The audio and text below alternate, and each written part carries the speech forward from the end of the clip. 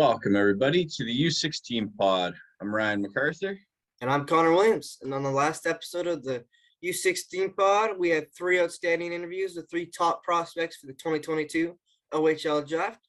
We had Jack Van Volsen from the Toronto Junior Canadiens, Justin Huhn from the Mississauga Sens, and Rowan Top from the North York Rangers as well. So three really fun and outstanding interviews, really highlighting a lot of these players' hockey intelligence, their IQ, and really how they see the game and how they play the game at such a high level. So definitely go check out that last episode with those three great interviews there, just to get to know their game as well as get to know them a bit off the ice as well. So much fun getting to talk to those three players. So once again, thanks so much to Jack, Justin, and Rowan for hopping on the pod and joining us on the last episode there. So definitely be sure to go check that one out on YouTube and go listen on whatever podcast platform you listen to your podcast on, because it was a really fun episode there. But jumping into today's episode, it's been kind of a quiet week. We got four kind of really fun interviews too. We got four great interviews, I should say, rather. But it's been quiet. March break.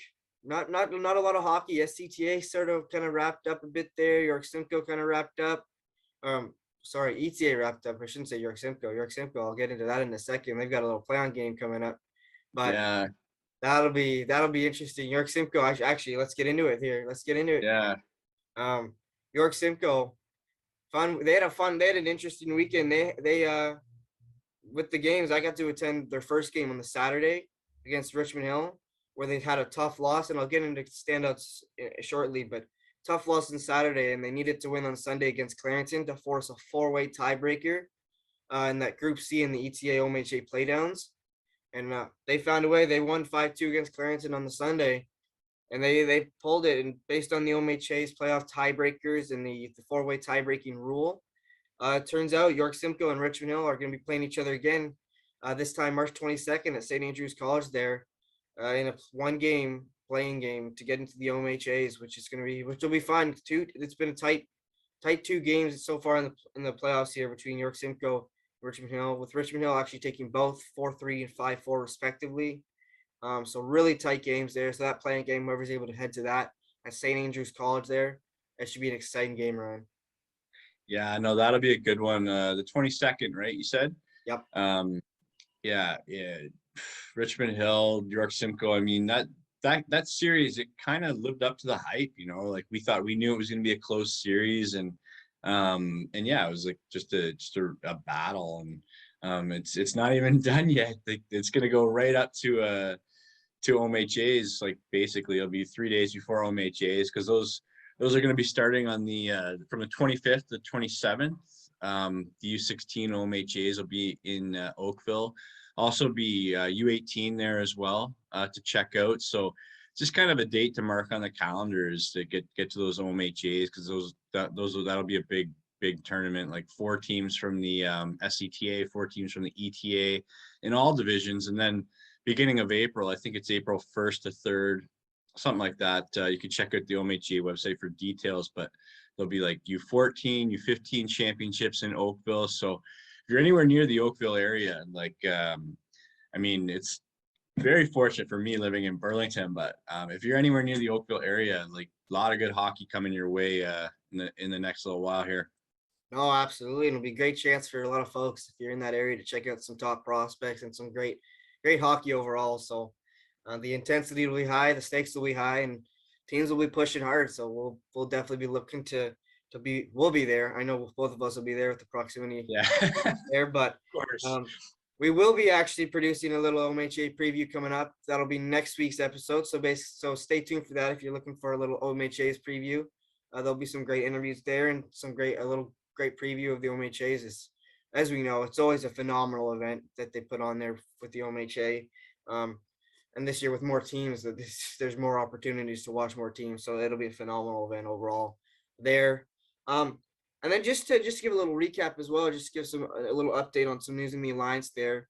London did wrap up their first round playoff series against Cambridge this past Wednesday. They topped Cambridge 10-3 to move on to the semifinals, and ultimately also booked their ticket to the OHL Cup. So we have our first official kind of playoff team among the Alliance, OMHA, GTHL, sort of those three leagues that are that have the most sort of, I guess, spots available to them. We got the first team qualified for the OHL Cup, the London Junior Knights. So, I mean, you look at Jet Luchenko, Ryan Rubrick, Ethan Weir, um, Gavin Gahey Smith, Harrison Franzen, Brody McConnell Barker. Can't forget about him. It's just so much. So it's gonna be so exciting to watch that London Junior Knights team there. And there's a couple more big games happening at the time this recording tonight, between Brantford and Lambton, and Huron Perth and Waterloo. As Waterloo will look to stave off some elimination tonight, as Huron Perth currently has a 4 points to 2 lead, 4 points to 0 lead rather, over Waterloo there in a first to 6 point series. And um, Brantford recently took a 4 points to 2 lead over Lambton, as Tommy Carmera scored a game-winning overtime goal in their game against Lambton most recently. So that's two outstanding series there. And I should mention as well, Windsor found a way to stave off elimination Thursday night there against Elgin. So there'll be a game 4 in Elgin there between Windsor and Elgin, as Windsor will look to stay in that series some more. As Elgin's currently at 4 points to 2 in that series. So a lot of tight games, a lot of tight series going on, and exciting playoff hockey happening in every league, and as every league kind of approaches the end of their season. The G's coming up to their final regular season weekend, so lots of happening, lots shaking up there. So, um, with that being said, we'll get into some of the games we got to attend this past week. If you don't mind, I'll start, Ryan, because I know it was a busy week for both of us on multiple, with everything going on, with lots of hockey going on at every different level. So, um, I got the chance to watch Ajax versus Kingston on the Saturday. I did a little doubleheader. Ajax versus Kingston was the first one, and it was fairly. Kingston had a really solid effort, but it was fairly one sided. Ajax really did carry a lot of the pace and really did dominate a lot of the game, taking an early 4-0 lead early in that game. But I mean, Van Williamson really stood out, just using his skating to open up space and just activate and move into that open space to make plays with the puck and find his guys and use his hands and his skill set to move the puck up ice really efficiently. Marcus Sumi on defense as well. Oh, really liked his game that as a whole there. He was really finding ways to jump up in the offense consistently, as well as being an effective defender, really taking hits to make big plays and playing a physical brand of hockey down low below the dots there, which was great to see. Easton Rye got the shutout in the win there in a big game, as Ajax needed that win to ultimately clinch and book their ticket to the OMHAs there. So Easton Rye had a really solid game for them. Came up with some big saves down the stretch to keep the shutout, and also keep it the game at what it was there. On the number 91, Sergenov, apologize if I pronounced that incorrectly. Really big player, really strong player, kind of a power forward style of game, and he was just really getting after it. Really rough, really getting into it, and has a really heavy shot as well that he was able to use to get on net and wreak some havoc as well down there. But Ajax ended up winning that game 6-0. So Ajax with that win booked their ticket to OMHA. So we're gonna see them at OMHAs, and they'll be in a fun group at the moment as it looks to be. It'll be them along with Niagara and Halton, and then the winner of the York Simcoe and Richmond Hill playing game. So that'll be a fun little group. That'll be a fun group there with a lot of tight games. That's gonna be such a good tournament. Like I've just been, I can't even tell you, like I've just been dying for that tournament. Like I've had that on the calendar for a long time, and the anticipation's building. We're getting closer, right? So Absolutely. nice to see the groups shaping up like you're mentioning. That's awesome. Yeah, exactly. And as I mentioned, York Simcoe and Richmond Hill early in a tight game they had. Richmond Hill won this one 5-4, but my goodness, Richmond Hill really took it to York Simcoe off the bat there, and a lot of players really, I think, has solid games. Despite the 5-4 score, I know it's not 5-4 is not exactly a coach's kind of score. Coaches probably want more of those 2-1 games, kind of tight defense, but high scoring game. Starting on York Simcoe, man, Cole Davis. Oh, what a game by him. He found a way to answer when Richmond Hill was ahead. He found a way to answer when they were tied. He found a way to push York Simcoe ahead for a bit. Two incredible goals where he just displayed his will and his fearlessness to drive to the net, and also just the skill set he has and the hands he has to finish in tight and go fully around the goalie and beat him. The way he skates is just it's beautiful to watch. He's got the agility, protect his puck protection. He just gets so low, digs into the ice, and uses his one arm to really just protect and defend that sticks to make sure they can't get that poke check on the puck and knocked the puck away from him there. Cole Davis had a great game. Jared McNeil, centerman with York Simcoe there, number 4. A really solid game, two-way game. Really strong two-way center. He was really putting himself in good areas all over the ice, showing his hockey IQ, showing his awareness of where he needs to both be effective on offense and show off kind of a really strong shot, as well as be effective defensively to break up rushes and break up the offensive cycle for the opposition as well.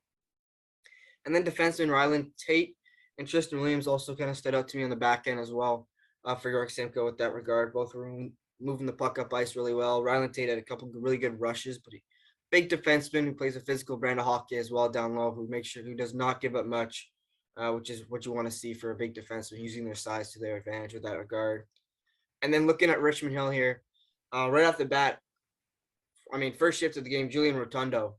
Man, he came out. He was pushing the pace. Really, I mean, he plays a power forward style game for me. He just tons of power in his game, his stride. Once he gets going, there's no stopping him. He was really just using his size and his strength to just be a menace down low. Like, I think the best way I could put it is like a bull in a china shop almost, where he was just after it. When you were in the corner, you know he was coming after you and he was going to come for that puck, like a dog on a bone there. So he had a really strong game in my opinion. And then I like David Betkowski's game as well. He's jumping up in the offense more, and he was blocking shots. I really liked his willingness to sacrifice the body, just in such a high stakes game as Richmond Hill.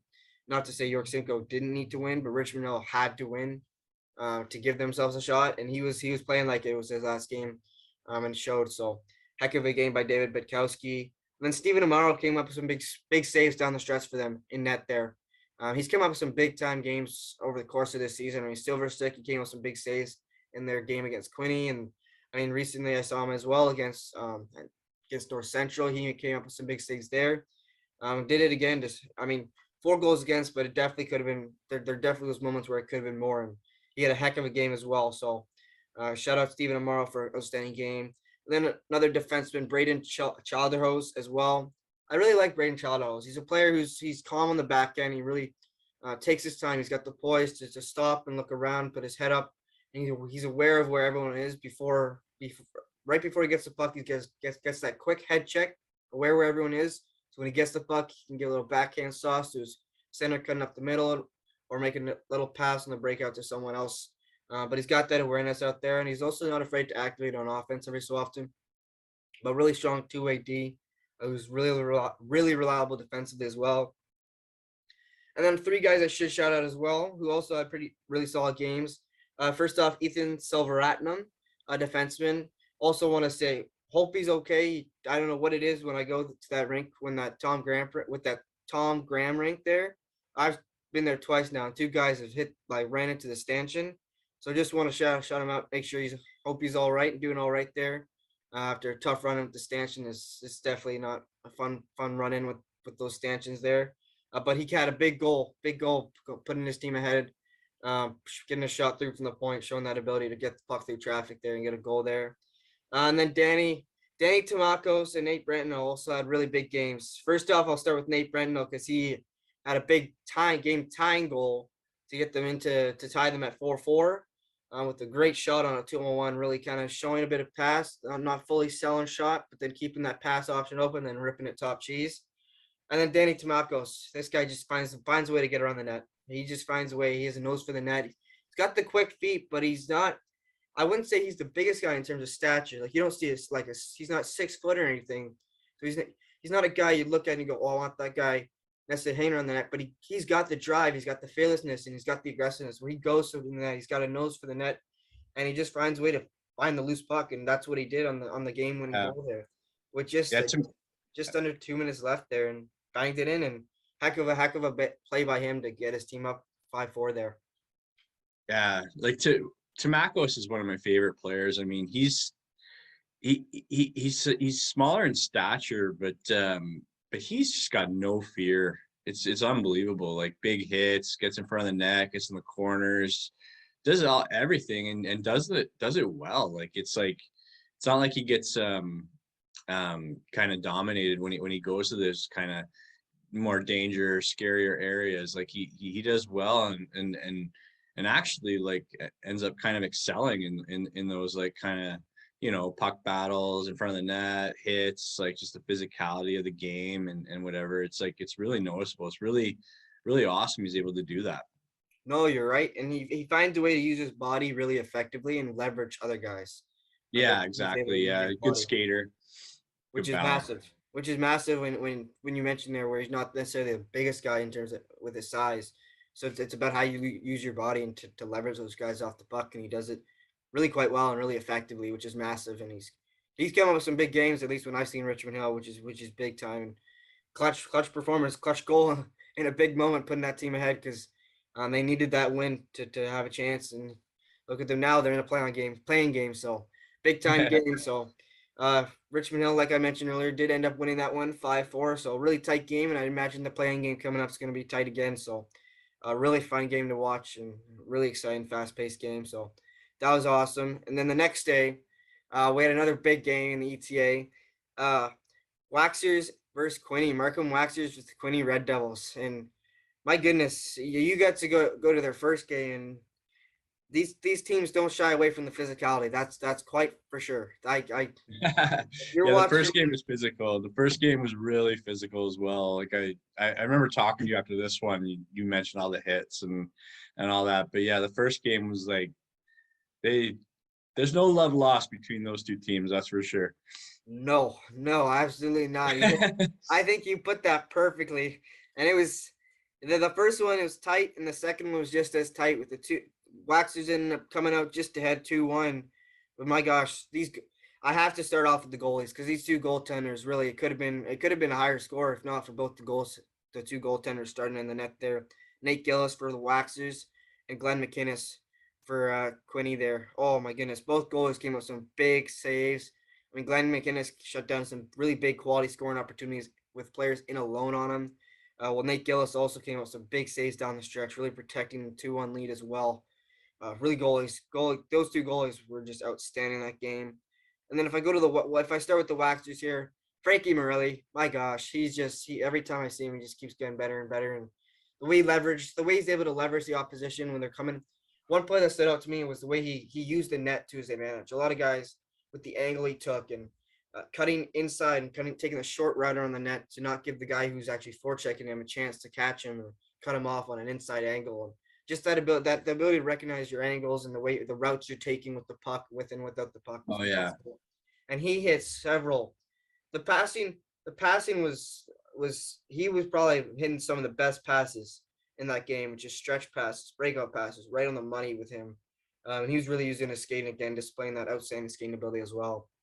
He was Yeah, like he was yeah, outstanding. sorry to cut you off. Like, yeah, he's so good. Like the thing about him is, I mean, you're talking about his angles and it okay, so his skating is exceptional. He's got all the tools, but then his hockey IQ is so elite. Just the angles he takes to kind of cut guys off, and then angles on 2-on-1s. Like he just, I don't know, like situationally his angles and the way he kind of edges guys off, and then every once in a while, like at least once a game, he gets a huge hit just from just great reads, great angles, great kind of paths to kind of cut these guys off. And it's like that's great analysis by you, because when I watch him, it's like that just popped into my head as one of his biggest strengths, right? Like he's got all the tools, but like if you're not taking the right path to the player, the right angles, like it's kind of, it can kind of go all for naught, right? And with him, it's just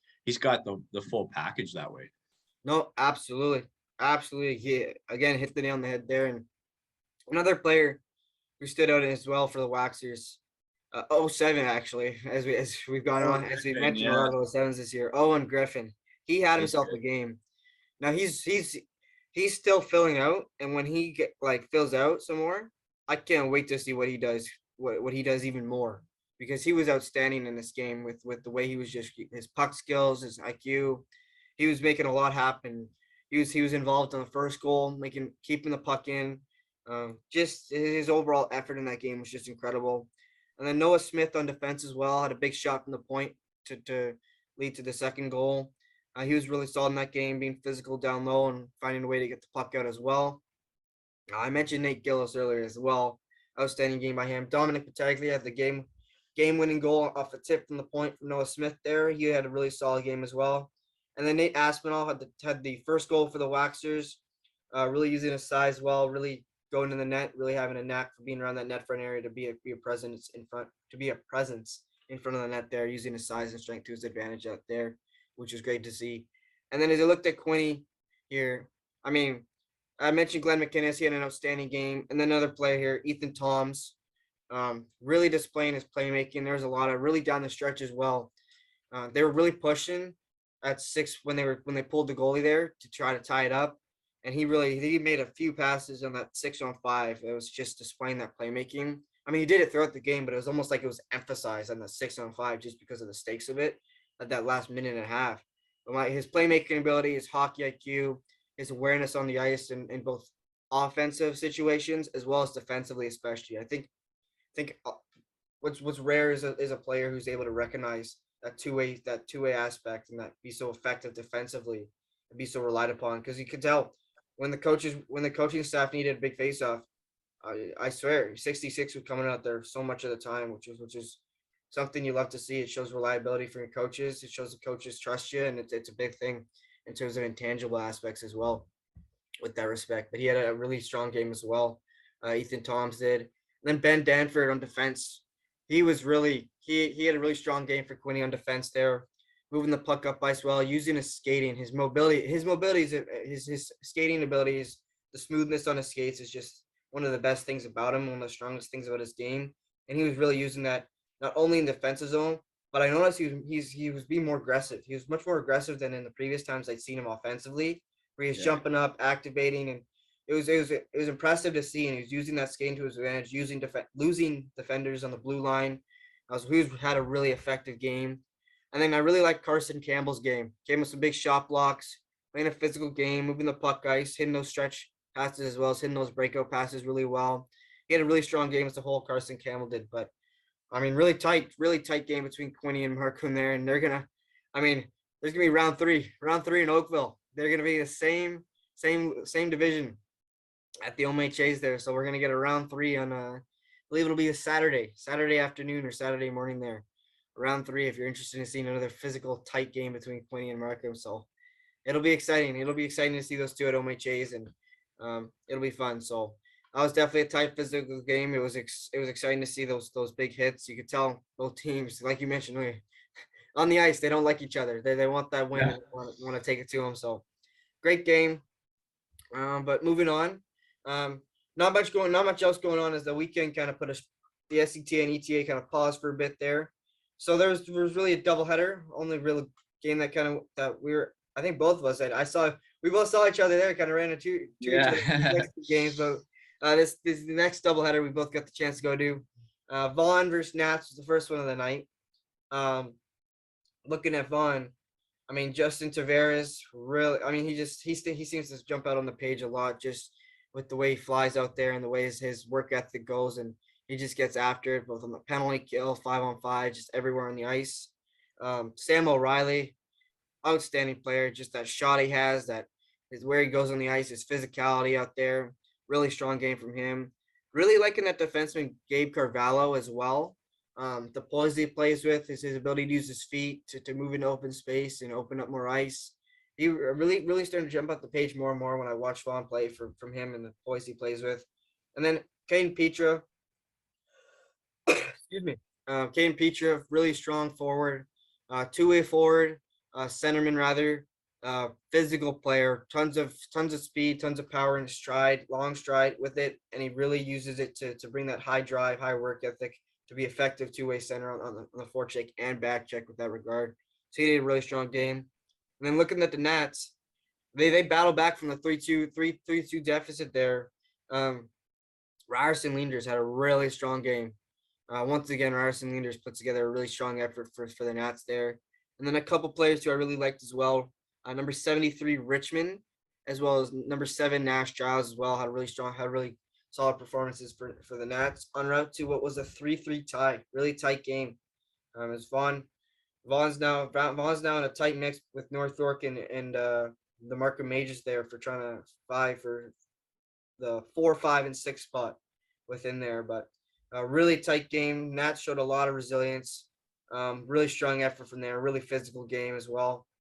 So 3-3 tie, really tight game. So, I mean, I love to see wins, but it was fun to see a tight game and in a tie, I guess, between these two teams because both teams really had a strong effort, really battled hard. So it was great to see with that respect. But um, next game after that, the doubleheader at Herbert Carnegie. There we had North York and Don Mills. Um, and I got to start with Kieran Walton. My God, the goal he scored. I looked at it and I went, McDavid. That was McDavid. It was like 97 put on it, stepped on the ice there because he took on 4 guys on Don Mills and then finished with a backhand on the goalie. And it was like, my God. And he just displayed once again why he's one of the top talents in U16 hockey here with that size and the skill he has and the puck, the ability to work the puck there. It was incredible watching him just maneuver there. And he did several other plays where he just couldn't convert, but that one play where he converted was incredible. And he had an outstanding game just showing off his skill and that high end ability he has there, Ryan. But Kieran, and then I should mention his brother Connor also had I really like his game as well. Connor Walden, really physical game. He was really just menace down low in the defensive zone, not giving anything up. Just with that body, he was just using his size to his full advantage, and with that respect. But the Walden brothers were outstanding in that game, I think, Ryan. Yeah, no, definitely. That goal by Walton was unbelievable. He's a really good player. It's just those physical tools. Like he's so fast. I don't know if there's anyone with that speed, size combo. Great hands as well. Can kind of navigate through tight areas with that puck. And like you said, went through all those players to score that highlight reel goal. It was unbelievable. Always good to watch Kieran Walton play. Like I think he's he's just he's unbelievable. Like just so his size, strength, speed, power, kind of acceleration. Like the top speed is, I mean, it's hard to say if there's anybody with that similar top speed when he's at cranked into full gear. Like I don't think there's anyone that's faster. And you mentioned the McDavid word, which in reference to his goal, like like it was unbelievable. Like he flew in there. Like he got through there basically almost untouched. It was pretty wild. So he's always a pleasure to watch. And like for me, when I was watching the game, there's a couple D on the team that really stood out for me. Just there's such elite puck moving D. Rowan Top and Kashawn Atchison. Mm-hmm. Just both of them, like they're so good at. I mean, they take their space. They take whatever space is available. They'll kind of move up until kind of one of the forwards or one of the players kind of takes them or whatever. And then they're able to kind of, like kind of make a move on them and then make a pass. And it's just, they open a lot up just by the way that they move the puck up ice. Like they'll kind of take the space that's given to them. They're not afraid to hang on to the puck for a while, right? Hang on to it, kind of survey the scene, head up, skating fast, quick hands, quick edges, quick turns, changes of direction. It's just like it just really facilitates those breakouts. And North York has some good forwards. Like so Atchison and Top doing that is huge. And Top is just a beast. Like he's so strong. It's unbelievable. And I'm just kind of looking at North York right now. I think their roster here.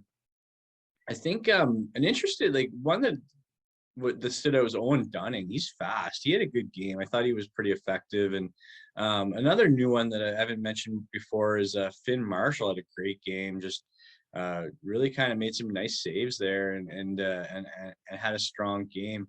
It was a tougher one for Don Mills being part of the 4-0 loss there, but there was a couple guys that had some good games. I'm really liking Daniel Chen. I like what he does out there. Aiden Renault got off a couple nice shots, a big one-timer. It was pretty good. And yeah, but for the most part, it was a bit of a tough one for Don Mills. North York took it to him pretty good, but like you mentioned, just off the top with Walton, like, whew, man, he's one heck of a prospect, eh? Oh, absolutely. And I'll throw a couple other forwards in the mix there who I really liked as well. Chris Brown as well. Yeah, Really liked his game. He was showing off those mohawks really, really well, using those to just get loves by those, guys, eh? avoiding the hits. He was Yeah, using it and he was finding his teammates as well. I really yeah, like Kevin He as well. I mean, what's not to love when yeah, you watch Kevin He play with that skating and that elite for moving, sure. elite feet that he has. So he looked awesome. And then a couple guys who I liked on Don Mills there. Number 9 Reed and number 14 Burnham. Really like their game. 9 Reed's a forward. Really gets after it. Really kind of once he's got that feet, that foot speed, and he really gets after it. He's got that high drive, high work ethic. And on defense, Burnham had a really solid effort, I think, as well. But like you mentioned, there kind of a tough one for Don Mills to pull out. But with that win for North York, they did end up locking up no long. They can't finish. They can't finish no lower than the 6th seed. So Don Mills is sort of locked up that 7th seed right there in the GTHL standings there. So just in terms of how things might shape up for the playoffs, just for anyone interested in that aspect. But it is tough game, but really exciting GTHL hockey, and we're coming up to the end here with the final weekend approaching here. But with that being said, that was kind of all the games we got to watch and get out to, with kind of the toned down schedule with March break going on here. But I think it's time we get into our interviews here, Ryan, as we had 4 awesome interviews as well with some players. And I think the first one we're going to start with here is from the Toronto Junior Canadiens, or another player from the JRC here. This player's had an outstanding season. Every time we both have seen him, he just continually gets better and better, and really like this player's game. And without further ado, we got the chance to talk to Antonio Tersigni, forward with the JRC there. So without further ado, here's our interview with Toronto Junior Canadiens forward Antonio Tersigni. All right, we are now joined on the U16 pod by star forward from the Toronto Junior Canadiens U16 AAA program, Antonio Tersigni. Antonio, how's it going? It's going good. How are you guys? Really awesome. Just really excited to have you on here. I mean, you've had an unreal year. Your team's had an unreal year. So first off, we'll start with your team and just talk about just the strong season you guys have had so far. I mean, first off, not a big deal. 2 tournament wins, Markham tournament, and that big silver stick win. So again, congrats on those 2 tourney wins. Thank And then you. right now, you guys are on a 12-game winning streak, which is incredible in and of itself. And then you're back atop the OHL Cup rankings as well. So just adding on to the little mini achievements here as we progress throughout the season. So, which is awesome. But with 3 games left in the regular season, can you talk to us about what kind of the mindset is looking like, and as you guys head into the playoffs and look towards clinching a potential OHL Cup berth here? For sure. My team, we're really looking forward to playoffs. It's obviously been a goal to win that, as well as OHL Cup. Well, day in, day out at practice, keeping a strong mindset, always looking at the positives, and just looking to get better, whether that's practice or games. But yeah, just getting better on and off the ice, my entire team, and we should be doing a great job in the playoffs. Nice. And it definitely, what's fun about watching you guys play too, and the success you guys have had, is you guys always bring the energy and you bring the excitement and bring that confidence on that. I like to use it. We and Ryan always like this word. We bring the swagger to the rink, and it gets everyone else around you guys hyped up, which is awesome as well. So really looking forward to watching your team play some more as well. And in addition to your whole team as a whole, we'd be remiss if we didn't talk about your line there, as we've had Jack Van Volz, we've talked to Porter Martone before, and the line you guys have had and the success you guys have had. So we got to get your perspective too on just the line, the success you guys have had as well. So just can you give us your perspective on what it's been like to play with those guys, and just on the success you guys have managed to have this season? Yeah. I've been on this team on JRC for 7 years, and we've had great improvements this year with Jack and Vanacker coming. Vanacker and Porter, I meant. But yeah, so hearing that they came, or that they're coming, was very exciting, because they're very both skilled forwards. And hearing that I got to play with them for a little bit at the beginning of the season was amazing. And we really learned how to build a really strong line, and our chemistry is very good. And we all want to win, all 3 of us. So when you got 3 guys on the same page, more or less good things are gonna happen. And I know both of them. I know where they're gonna be on the ice. I know if I give them the puck, they're gonna score most of the time. So I'm very thankful to have them on my line, and I'm sure they're thankful to play with me as well. Oh, that's I love the way you put that too, and you can see it on the ice with the way you guys play, just the chemistry. You guys know where you're going. You guys, I mean, it's 3 high-level hockey IQ players all playing on the same line, which is just a testament to each of you guys' playing ability as well. But just the ability to know where each other are. I mean, we were talking about beforehand. You guys probably know what you're eating before the game too at this point, which is just awesome. But I mean, it's just incredible watching that line progress and watching you progress as well this season. I know Ryan and I have both been loving watching you guys play all year, eh, Ryan? Yeah, no, it's been awesome. Like you guys have gelled together so well. You got that chemistry and just like it feels like you're able to read each other's minds out there. But I think I don't know. I think it has to do with just such a great mix of players and also just kind of like great blend and also just great prospects overall. I mean, and with you, like you're an unbelievable prospect. Like you have a really like when I think about your game, like you think about your strong two-way game that you play out there. You're a player that's always a threat offensively, but you can also be counted on defensively as that kind of reliable guy in various situations. Can you talk to us about that versatility and why that two-way game is so important to you? Yeah, for sure. Growing up in John Jersey, I was more or less like the centerman on my line. So this year I took a different role playing left wing. So as a centerman, you gotta have a really good two-way game. So I think I've established that from playing center, and I've really enjoyed playing defense as much as offense and caring about not letting people score. So whether that's PK or just in my own zone, knowing where to be on the ice is a big part of my game for sure. And as well as my offensive ability has gotten a lot better this year. And playing with my teammates as well as my line mates, they've helped me out a lot. So yeah. Oh, that's awesome. Yeah, no, you've been a weapon offensively and knowing where to go, like that hockey IQ, it really shows. There's not a lot of wasted skating or anything. You kind of seem to go to the right spots and kind of fill in where needed. Defensively, offensively, you kind of fit those gaps and kind of and close the gaps in the Yeah. defensive end. Awesome.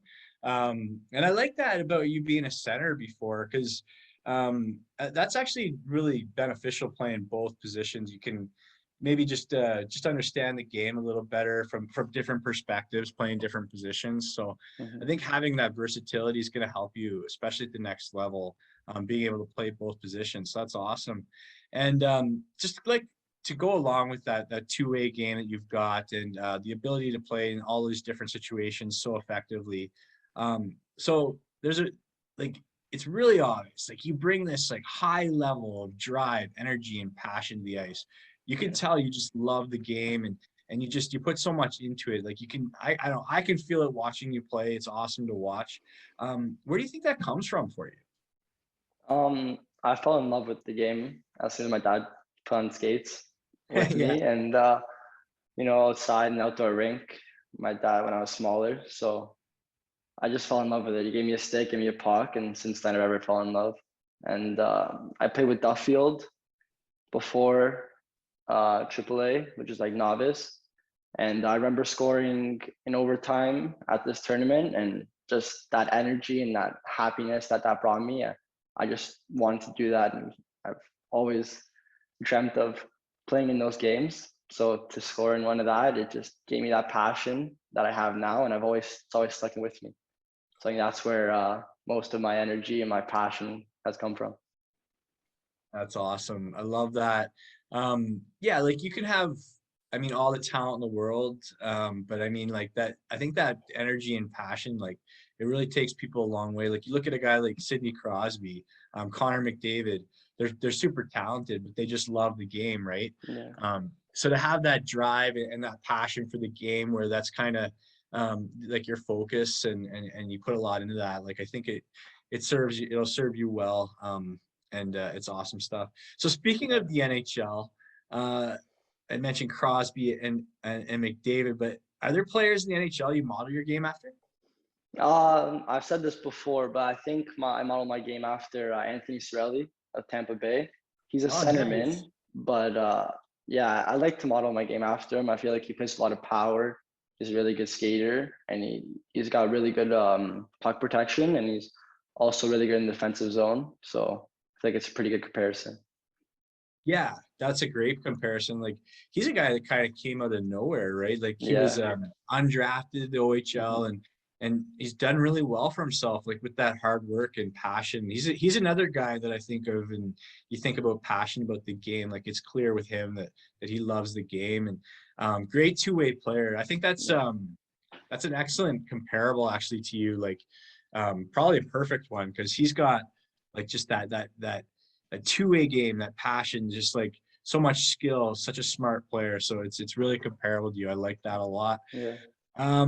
And so we know, I mean, every player has people around them that kind of support them and whatnot as they go along their path. So for you, who would you say are your like biggest supporters and fans? I'd probably say my parents for sure.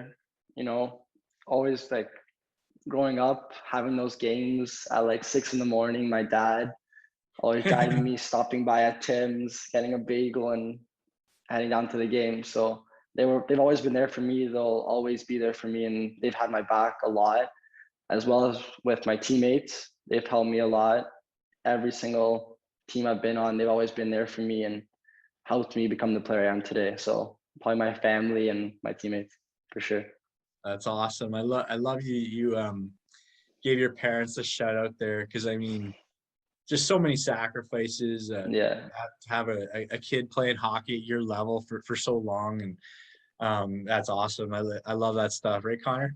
It's good. No, it's awesome. And as soon as you mentioned those 6 a.m. practices, those tight games, Yeah, I remember when I was younger, my dad would always come in and just wake me up, and he'd have to wake up with me. And the Tim's runs were always the good ones when you get a Yeah.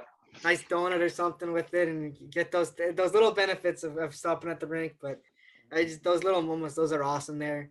And I like how you also popped in the Tim's one, which helps lead me to my next question as we get into some fun questions to get to know you a bit. I know you guys love to eat healthy. I mean, hockey players, you got to stay healthy Yeah. and you stay fit. But every so often, you're not a little cheat meal or a fast food restaurant stop. So, what's your go-to or your favorite fast food restaurant? That's a good question. I'd probably say A&W. I don't know. nice. A&W burger, a team burger with fries, and A&W root beer. Probably my cheat meal. Yeah. There you go. That's the go-to here too. So, pretty good cheat meal. But obviously, we won't get you in trouble. Sticking with the healthy stuff as well. So, we don't want to get you in too much trouble. But it's okay. Cheat meals are okay every so often. But definitely love the A&W there, which is awesome. And then another fun one, kind of sticking along with a similar path here. I like to ask this one. It's a fun one, kind of a hypothetical. Let's say you're stopping at the gas station with your dad or something. He's let you pick up two items. You got a food and I get to pick a drink. What two items are you picking out at the gas station there? For food, I'd probably take cookies and cream Hershey's chocolate bar. Yeah, I like that a lot. And for drink, probably vitamin water, like a pink vitamin water. I don't know what flavor that is. I know it's pink though. Pink vitamin water.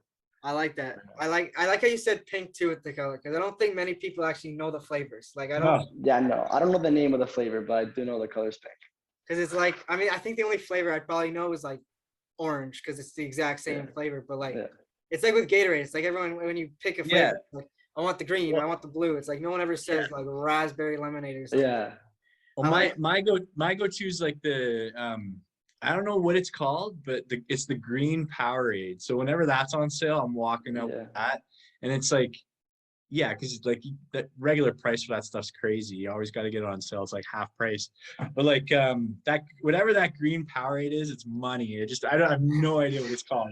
I couldn't tell you the flavor like to save my life. So That's that's awesome. And then last question for you here. I know nice little fun one too. I think if you could share a meal with four celebrities or athletes, dead or alive, what four celebrities or athletes would you want to share a meal with? I'd take Top one.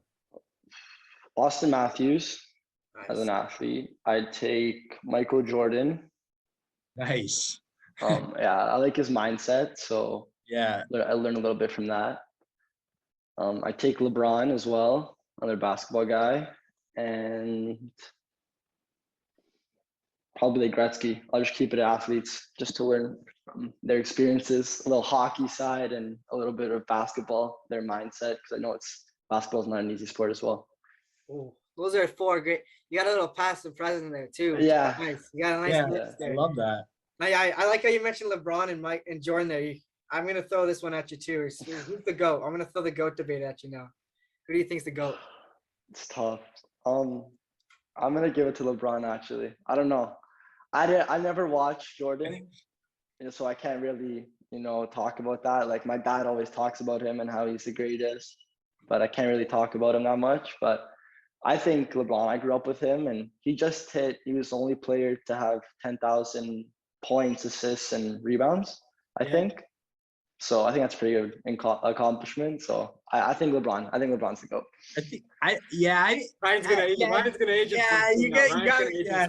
I get really heated with this. So maybe one day if we see each other at the rink, we can have a little debate. But I just think Jordan's like his mannerism and his court, kind of his court presence. It was just different. It just had like a little more swag. Like Ryan's I don't know. I just think like Ryan's showing his age because LeBron's a little too whiny for me. But yeah, I'm in the same boat as because I never got to see Jordan either. So yeah. Ryan found a way to age it. Ryan's aging himself. I always find a way to do that, eh? But no, Joe, I'm in the same boat, especially after watching LeBron just torch the Raptors in the playoffs for so many years. Oh yeah, unreal. Yeah, Cleveland. Yeah, I can't deal with that. But I think four great picks there for that, and we'll wrap up now. We've taken up so much of your time. Just best of luck with the rest of the season with the JRC. Really looking forward to watching you and your team play in the playoffs and at the OHL Cup there. And just best of luck as well at the OHL draft. We know you won't last too long come draft day there. So thanks so much for coming on the pod, Antonio. Thank you. It's an honor. And we're back from our interview with forward Antonio Tersigni from the Toronto Junior Canadiens U16 AAA program. And what's fun with watching Antonio, first off, beyond, we'll get into more of the interest, like the specific aspects and how he's such a strong two-way player. But first off, we talked about with him in the interview.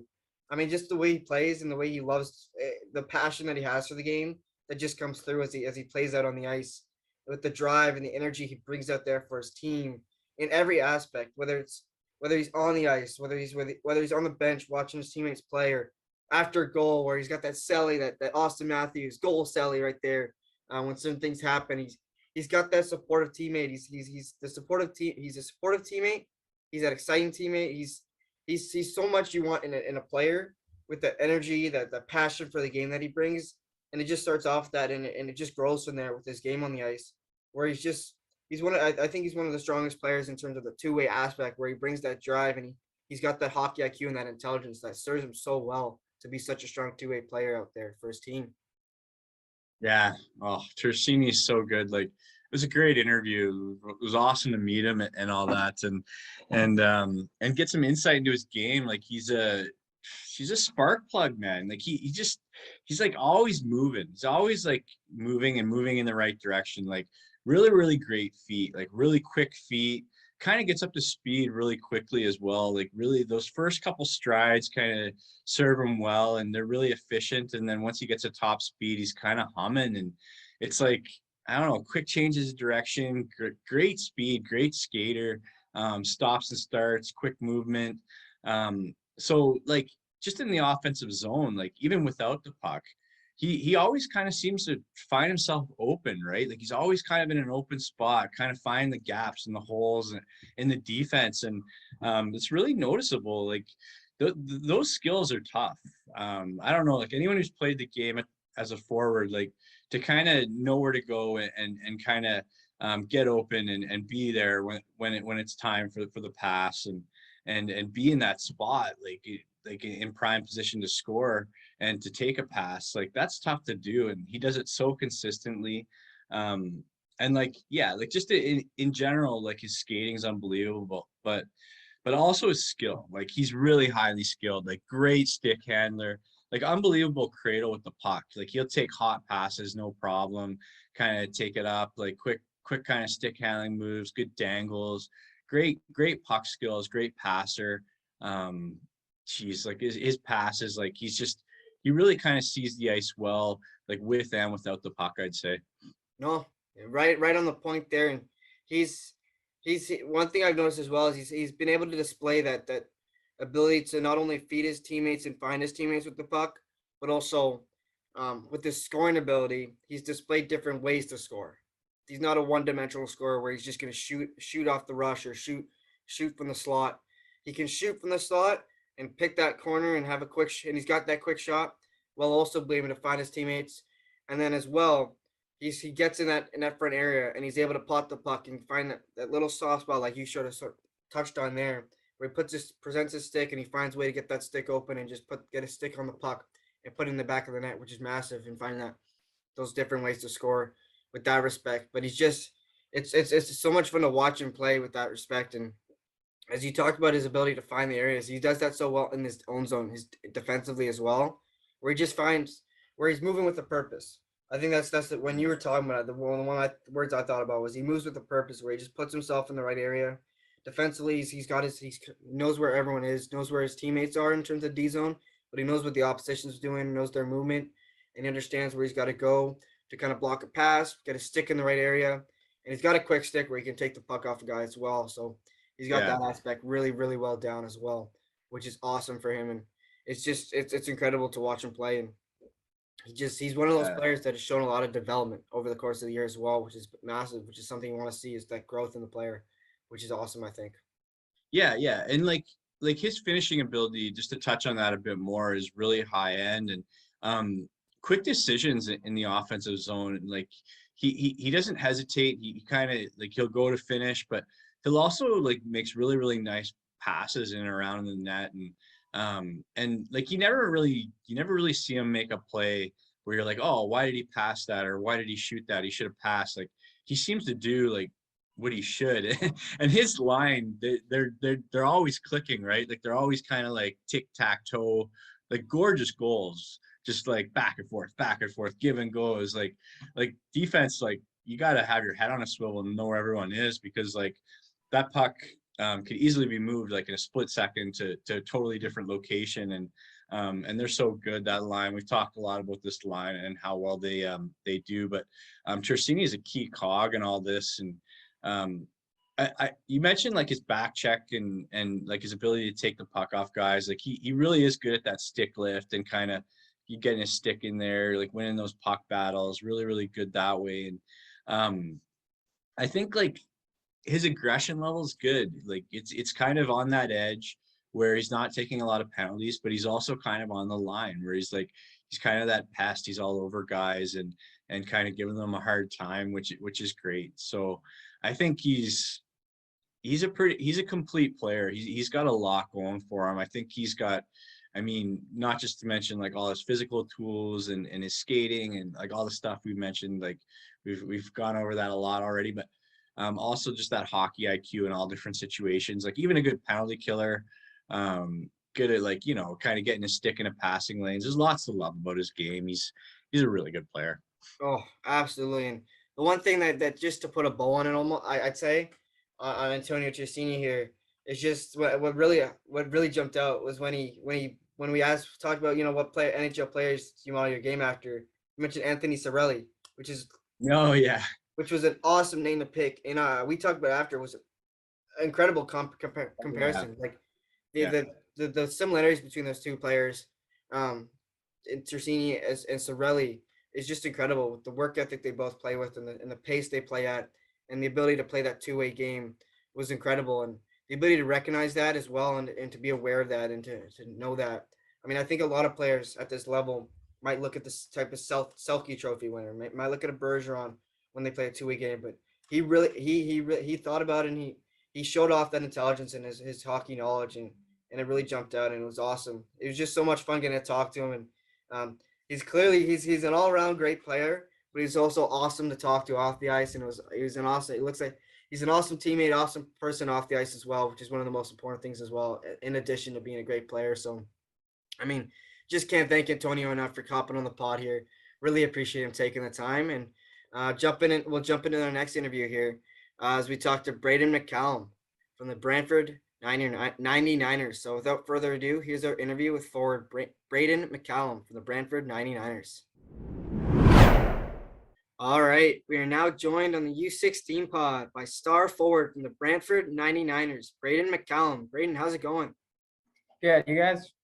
Awesome. We're really excited to have you on. I mean, first and foremost, your team and yourself has had a really strong season, and your team has really grown a lot over the course of the season. You guys were on a real hot streak heading into the playoffs here, helping you guys ultimately get that #1 seed with that big win you guys ended up having over the London Junior Knights there to secure kind of that tie-breaking #1 seed there. I mean, what helped, or if anything at all, changed for you guys that helped you guys really grow and kind of hit your stride, I guess, as the playoffs approached? Yeah, we knew we had to go 10-0 to clinch that first place spot. So we knew like every game was important, and like, it doesn't matter if we were playing Hamilton or London, we had to win every single game. So yeah. Nice. And it definitely showed. I mean, you guys came out firing, and talking to other players and talking to teams around just the U16. You guys, they talk about you guys being one of the toughest teams to play against, which I think is one of the biggest compliments just from your peers there as a whole there. And as I talked about the playoffs a second ago there, you guys just got underway in your series versus Lambton. I mean, can you talk to us just about that, the mindset as you guys look to make a deep run in the Alliance playoffs, as well as kind of clinch an OHL Cup berth coming up? Yeah, with Sarnia, our mindset's kind of just like staying at our level, playing how we play and not like sneaking down to theirs because they're a little bit weaker team. We can't let bad habits sneak in either. Like, kind of like, I don't know, because they're a weaker team. So like, we kind of, I don't know. If we just play our game, we'll be fine. And, yeah, then we got to prepare for HL Cup. So yeah. So just, I think the big thing you hit on there, which is massive, is just that those good habits. I mean, as you guys prep, you guys have had the good habits going. You guys have been on a roll, and it's just about keeping those kind of good mindset and those good habits in order, so you kind of stay in the form with that regard. And I think Ryan will agree with me there. And if you guys keep those habits going, it'll definitely lead to good things in the future there, eh, Ryan? Yeah, no, definitely. Like, you can't play down the opposition. No matter who it is, you got to kind of take it to them. And if the score ends up being high, I mean, the only thing you can really do is that point is just maybe don't celebrate as much for goals. But yeah, you always got to keep pushing, because like there's certain scouts, like they can only get out to so many games. So you want to make sure you show well for them when they're there. And just for you, like, you've had a great year this year, Braydon. Like, unbelievable, your aggressive game. You really kind of get under the opponent's skin. And that seems like an area where you excel, when you get under their skin. So why is that part of your game so important to you, do you think? yeah. I mean, I love drawing penalties and just getting under their skin. I don't know. I like going out the next shift and the other players hate me and just try to slash and draw penalties. And I don't know. I think it helps my game, and I love that little physical, edgy game when it gets rough. And yeah. Yeah, no, it definitely, it's kind of your identity as a player. Like, you've got, I mean, in addition to the aggressiveness, you've also got that like great blend of strong skating and skill. And you're really able to use those things effectively in different situations. So kind of with like that mix of things, your identity of a player, like, you've got that skill, that skating, that all those attributes, but you've also got that edge. So you've got a lot to your game. It's multifaceted. So like, just in terms of your skating, your edge work, you're really, really highly skilled and really shifty, really kind of tough to contain and all those things with your skating and your skill. Can you talk to us about how you like to use both those to help you beat the opposition? Yeah, well, I think my skating itself could beat defenders wide, or just my skating itself can beat the D on a rush or anything like that. And when I add my skill and hockey IQ into that, it just makes me that more dangerous. Right. Yeah, hockey IQ. Yeah, it's huge. Like, I mean, really notice that in so many situations with your playmaking, your passing ability, just different decisions you make, even without the puck, right, Connor? We both kind of noticed that you're a special player that way.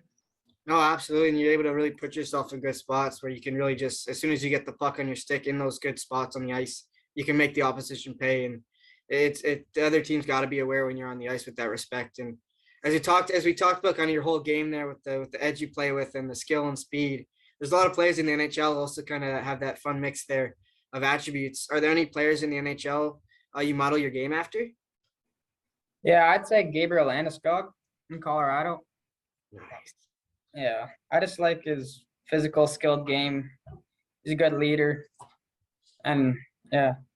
Nice. That's a great one. I think that's exactly, I mean, you put it perfectly there with the blend of physicality he brings as well as the skill and speed he and his skating he has out there is massive. And he's obviously a big part of that Colorado Avalanche team, which is just a juggernaut in the NHL there. So that's awesome. And then kind of some fun questions here we'll get into now just to get to know you a bit off the ice too. I mean, first, looking at kind of school or something, what is your favorite subject at school? And then what is your least favorite subject at school? My favorite would have to be gym, Yeah. and my least, I would say, probably English. Ooh, Yeah, that's boring. that's a good one. Yeah, I'd have to agree with you on there, especially with English. It's not exact. Do they still got you guys reading Shakespeare? Yeah, Yeah, that's not. Shakespeare is not the most enjoyable stuff, especially when they quiz you on this acts and stuff. So yeah. I'm definitely in the same boat. I was one of those ones, one of the kids who kind of every so often would doze off a bit if we were doing something in English class. So I'm not the biggest English fan. I don't know, Ryan, are you a big English fan there? More of a gym fan, like Braydon there. Like, so in gym class, are there any do you dominate at everything, you think, or are there any sports that you're kind of not very good at? I'd say I'm good at every sport except basketball. Yeah, I'm not basketball. Yeah, Yeah, I'm the only one. yeah. No, I'm I in the same remember boat. like I'm in the same boat. I can't. I've told this before. I failed the free throw test in grade 10. I failed the free throw test. That's how bad I was. So I guarantee you're better than me at basketball. So there's a little tidbit there about me. So that's funny. That's funny. And yeah, like just kind of getting away from school, going home, and we're gonna bring up chores here. So if you could eliminate one chore at home, which one would you eliminate? I'd probably say vacuuming. oh, I don't know why. I hate it. Yeah.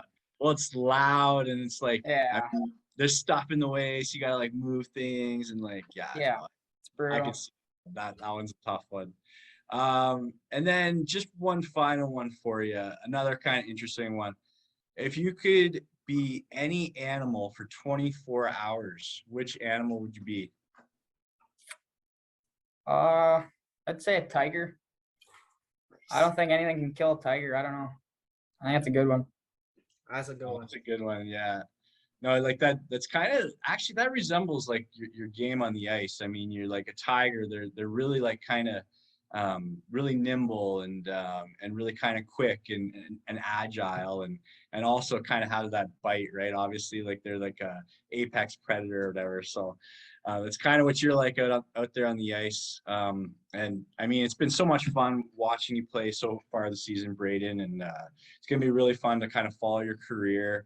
I think you're gonna go really really high in hockey and do really well. So just for now, I mean, best of luck with the rest of the season coming up, playoffs into the OHL Cup, and hopefully we see you at the OHL Cup. And very best of luck, honestly, at the OHL draft. Best of luck there. Yeah, thank you. And we're back from our interview with Braydon McCallum from the Brantford 99ers. And I mean, when we watch him play, we've got the chance to see him a few times at different games and stuff. And when you watch him play, he's a smaller player in terms of with his size. But my goodness, I think the one thing that jumps out, we'd be remiss if we didn't start off, is just the way he plays. He plays bigger than he is, and he gets after it. I mean, we talked about with Tersigni a short time ago, where he can be a pass stew just getting after guys in terms of that aspect. And Braydon McCallum's just like that, where he does not give any time, any space. He's aggressive. He'll piss you off. Sorry, lack of a word, for lack of a better word, to piss you off, to piss the opposition off. Yeah. He'll get under their skin. He does that so well, where he gets in on the forecheck, uses his stick, gets in a few cross checks, uses his body, doesn't give him time, and just little taps here, little taps there, and just finds a way to get under their skin and gets in the mind of the opponent. Does that at the starting game, and as it progresses throughout the game, he's in their head, and every time 73's after them, they're thinking about it every time he's on the ice, and having that mentality where he just gets after it and he kind of gets under their skin. That's a dangerous thing to have when you're so as skilled and as impactful a player as Braydon McCallum is. Yeah, no, he's a good player. Like you mentioned, he's really feisty, really aggressive. Seen him in a lot in the summer on that Prodigy Black team. Like he's a really, really good player. Like he's one of the best in the draft at just kind of going straight through a guy with his like speed and stick handling. Like he'll be able to like kind of, go right at them, attack them head on, and then just a quick dart to the side here or there, like put the puck through their legs and then around, and just those quick movements side to side, and then also excellent hands. Like his hands are elite, like really, really high end skill player, and really kind of pulls off a lot of great dangles, like lots of quick moves, and he'll kind of go through you like you're standing still, right? Like if you're a D, you got to be watching his chest and and play the body there, because if you go for a stick check, you're probably going to whiff on, and he's probably going to be behind you and in on your goalie alone. So I think he's got a lot of tools, like really, really fast, really great skater, really good offensively, kind of that complete package offensively, and that kind of spark plug player with that aggressiveness. Like just, I don't know, like it's like it was at this showcase game, and it got like really, really intense, and I mean, like he's not going to back down from anything, man. Like he's a tough player. Like he's got guts. Like he's a good player. Like I really like him a lot. No, absolutely. He's got that skill and he's got that speed as well, where he'll get to you down low in the corners, but he'll also when it comes down to it, he'll make you pay on the scoreboard too with Yeah. that skill and speed that he has, where he's got he's got a long stride. Like he really extends his leg to really get that power on his stride and get that speed.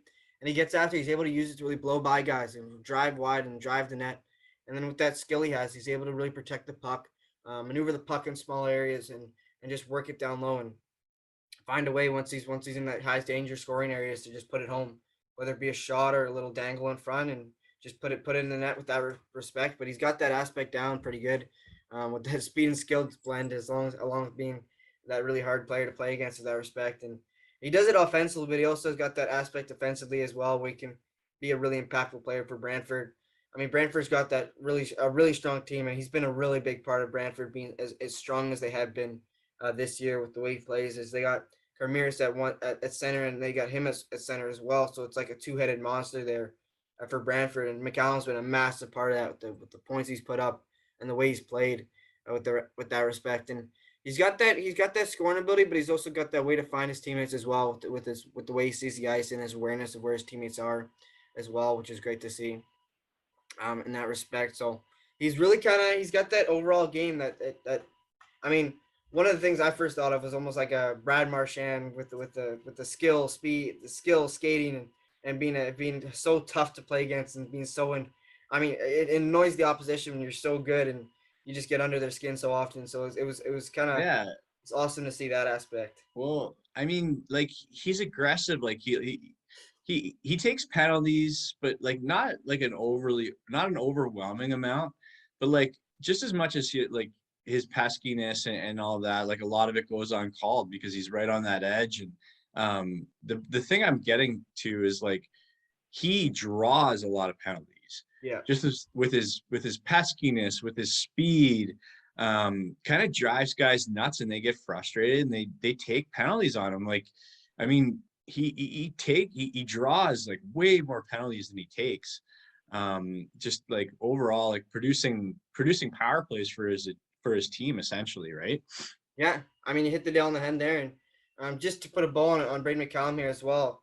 He's got confidence. He clearly plays Oh, that yeah. confidence on the ice, where he knows he's going to make an impact. He knows what he's going to do, and he's going to finish the mission. I mean, for lack of a better word, he's Yeah. going to accomplish the mission. I guess to say, but he's got that confidence to him where he knows. I think he knows he's good. He knows he's got that talent. He knows he's got the skill, and he knows he's got that skating down. And he puts it to work, and he walks the walk, and he talks the talk, and he walks the walk. Definitely. And it's out, and it is clearly evident there. And he's been a key piece of Brantford, and will be a key piece going forward as Brantford looks to make a deep run in the Alliance playoffs, as well as clinch a OHL Cup berth there. So it was great to talk to him. Awesome getting to meet him, and excited to hopefully meet him at the rink sometime. But really can't thank him enough for hopping on the pod as well. But with that being said, we got one of his teammates as well to hop on the pod here, joining us next for our next interview here. His teammate Marek Vanacker as well. So without further ado, another Brantford 99ers player. Here's our interview with Marek Vanacker. All right, we are now joined on the U16 pod by star forward from the Brantford 99ers, Marek Vanacker. Marek, how's it going? Pretty good, guys. How about you guys? Really awesome. Really great to have you on the pod here. You guys have had an unreal season. I mean, you've had a great season. Your team's had a great season. And you've been on quite the roll. And in addition to your time with Brantford this year, first off, you've gotten the chance to play in a couple games the OJHL's Brantford 99ers as well. I mean, can you talk to us about what that was like and how you think kind of getting that experience will ultimately help you as you transition to the next level there? It's pretty special to be recognized and to play in the junior A level. But I think the biggest part about that game is it's a lot faster, a lot of bigger guys, right? So your vision's got to be right on point, and you got to make the smart plays, right? I think that's a big part of it, just keeping up with the speed, and I think you do fine after that. Nice. I think you hit the nail on the head there with just the speed they play at, as well as just finding that adjustment, which I think knowing your game and knowing how well you've played this year, I think there's not too much of an adjustment for you. And I think you've seen a fair bit of success already in your time playing up there as well. And in addition to that, you've had to overcome some of your own kind of adversity this year. I know you started the year off. You missed some time with an injury. I mean, can you talk to us about what it was like and what it took to kind of overcome that adversity to have the great season you've had now? Yeah, I watched our team play. I think it was like maybe 4 games in a tournament, right? So that's still quite a bit of hockey, and I was itching to get back out there. I wanted to go even earlier, but I took the time. I stayed off the ice for a bit, did my exercises, my training, and started practicing with the boys again. And eventually it all fell into place for me. Nice. And I definitely I was watching at the Markham tournament that first of the year, and watching you come back as well. It just added another element to your team's lineup there. And it was just so great to see on the ice at the Silver Stick as well, with the game you play as well. And I know Ryan and I were both excited to see at the Silver Stick there and see you kind of excel as the season progressed right there. Oh, yeah, definitely. Like it was, man, just that blend of that size and strength that you have on the ice. Like it's really, really clear out there. Like you really stand out with just basically those 2 things, but then a lot of other things. But just focus on the size and strength and how you use it so effectively. How do you like to use both those things to your advantage on the ice? Well, yeah, for my size, going around D, it makes them hard to knock me off the puck, right? Digging in the corners, protecting the puck, making sure I get enough time to get it out front, right, for a shot on net. And my strength, again, just making sure like it's hard to get knocked off the puck and holding guys to the outside, and even playing that physical role of hit here and there, right, to get the team going and show what type of game it's going to be. Yeah, no, definitely. Like you definitely get after it on the forecheck and throw those big hits, and all there is the ice, to be honest, and really physical. Finishing those checks is huge, especially for a big guy. Like it's kind of part of your identity as a player, I think, with that size, strength, physicality. And then you also mentioned, being able to carry the puck and use your size and strength to your advantage. Like I noticed you get like a nice wide, low stance. You got really a lot of power in your lower body, so you kind of just drive, and you got guys on your back trying to get puck, whatever. You're just like giving them the Heisman, get them off you, and it's awesome stuff, man. Like, and along with your size and strength, you've also kind of continually displayed an ability to score in tight around the net. Great finishing ability. What have you done, do you think, that's helped you become so effective in that area? Really just practice. Practice makes perfect, like they say. In practice, just having that drive to finish the play, finish that goal there. And even in my garage, taking shots and giving my brothers to give me tap ins along in the net and bear down on my shots, you know? That's awesome. Nice. I love Yeah. that. Elon. Oh, that's awesome. So I guess you get to spend a lot of time. I guess your brothers help you a lot with the training, I guess, eh? Yeah, they do. That's awesome. We got it. They must help you out, but there also must be, I guess you must have a little bit of sibling rivalry there, eh? Yeah, oh, there always is. Oh, that's awesome. And then we talked about your game a lot in terms of the attributes and the size, the strength. And there's a lot of guys in the NHL who also kind of have a lot of similar attributes. So looking at the NHL, are there any players in the NHL you model your game after?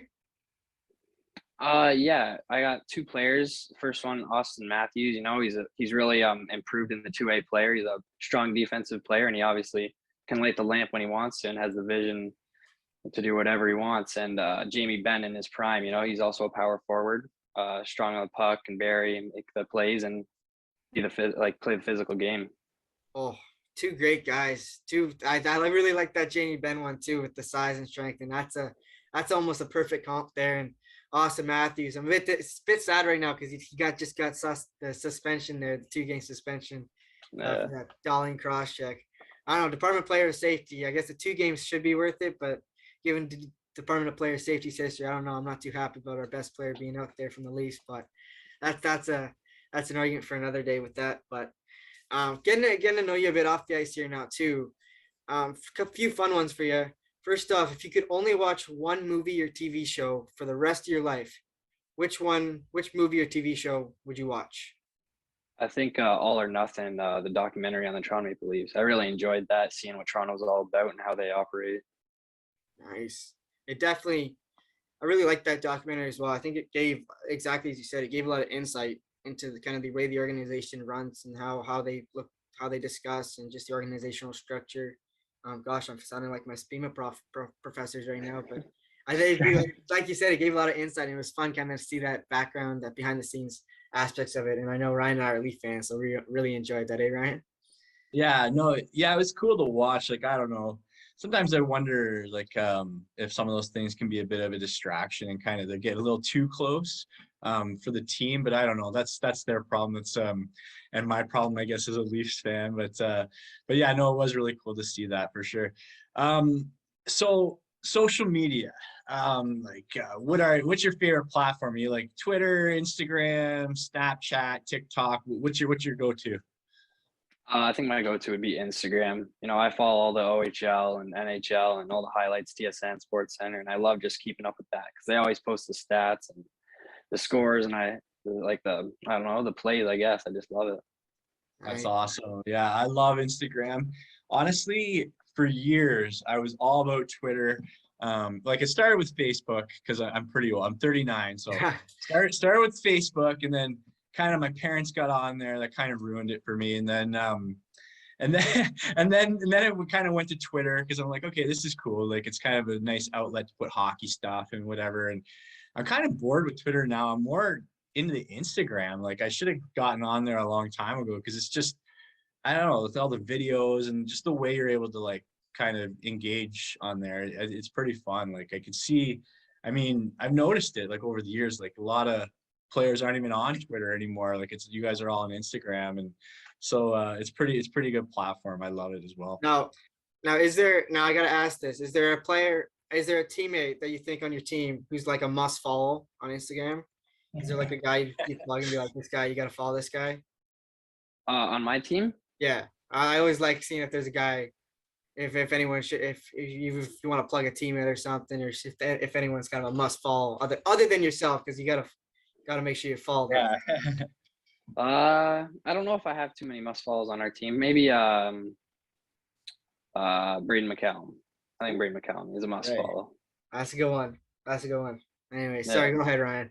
No, another guy like Braydon's on this podcast episode as well. So had to kind of get the two Brantford stars there. And no, that's interesting you mentioned him because he's also another player we interviewed for this episode.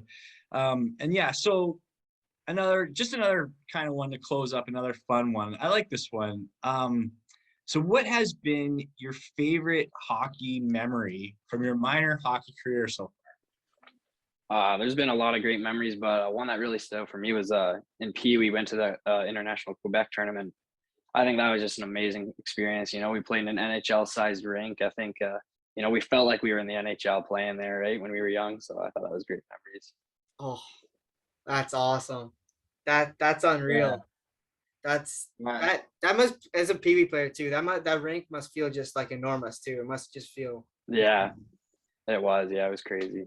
That's awesome. Sorry, Ryan. No, it's all good. Yeah, well, that's a big tournament. I mean, I was growing up. I was just a double A player, kind of a try hard there, but yeah, on the ODRs especially. But yeah, the like I had a whole bunch of friends on the Triple A team, and they went to Quebec, and yeah, it was unbelievable. They got like special jerseys to go down there. Through the Barry organization.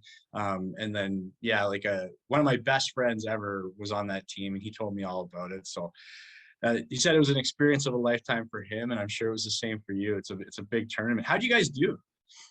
I think we did all right. I think we went 2-2. It's a little foggy about the games now, but the memories were so Yeah, incredible. So we did all right. Nothing too crazy, but it was pretty cool. big crowds, right? Yeah, it was pretty packed. Yeah. Yeah, that's cool. Yeah, that's the coolest part about it, probably. Like, I see videos of it. I've never actually been, and there's huge crowds, so that's awesome. But anyways, Marek, thanks so much for jumping on the pod. It was awesome to have you. You're just an unbelievable player, and you know, like you're in playoffs right now, so best of luck in playoffs. And I'm dying to see you guys at the OHL Cup, so you got to make it there for me, so I can watch more of your games. You're guys are a team I haven't seen as much as I'd like to have seen. I've seen you guys a couple times, but I want to see you guys a lot more. So hope you get there. And yeah, just for you, just very best of luck at the OHL draft as well. Yeah, thank you. Thank you guys for having me. That was incredible. And we're back from our interview with Marek Vanacker from the Brantford 99ers. I mean, first off, watching him play, one of the first aspects that you jump off is he's got that skilled power forward. He's got that size and the strength, and we discussed that with him, and he just uses that to his advantage so well out there. He's one of the biggest players out there with his height as well as his strength out there, using his size to his advantage, and he's really able to attack the opposition both in the corners off the forecheck. Like I remember we both got to watch Brantford at the Silver Stick there, and watching him go in on the forecheck, he was after it. Like he was the amount of times where I put down 78 just going in there, not giving the opposition any time, any space, just getting after it and laying a body, finishing his checks, which is massive, and making sure they know that, hey, every time you go in for a puck, I'm gonna be there, and I'm gonna be putting pressure on you, and you're gonna feel me, because I'm gonna hit you and make you pay with that respect physically. So he gets in there on the forecheck down low in the corners, but he also uses that body, gets to the net front, really hard and really often, and he's really able to find that net front presence and use that size to an advantage and ultimately create a lot of scoring chances as a result of that.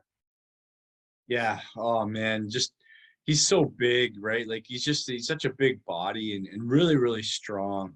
Like you never see him get muscled off the puck or get he kind of dominates in the corners, dominates on those plays like puck battles and whatnot, and really, really kind of good at using his size and his leverage on players to, you know, like to gain that edge and to use that body effectively to kind of win those pucks and constantly winning battles. Big physical player, good big hits, like strong, really, really tough to play against. Like and then yeah, like just like you look at his like offensive tools, and the one thing that really stands out for me is his shot. Excellent velocity, he just rips it, just really, really strong shot. Like he has an OHL level shot right now. And then like he's one of those guys that by the time like he's in the OHL, like you got to think like after a couple of years you're going to be starting to talk about him as having an NHL level shot, right?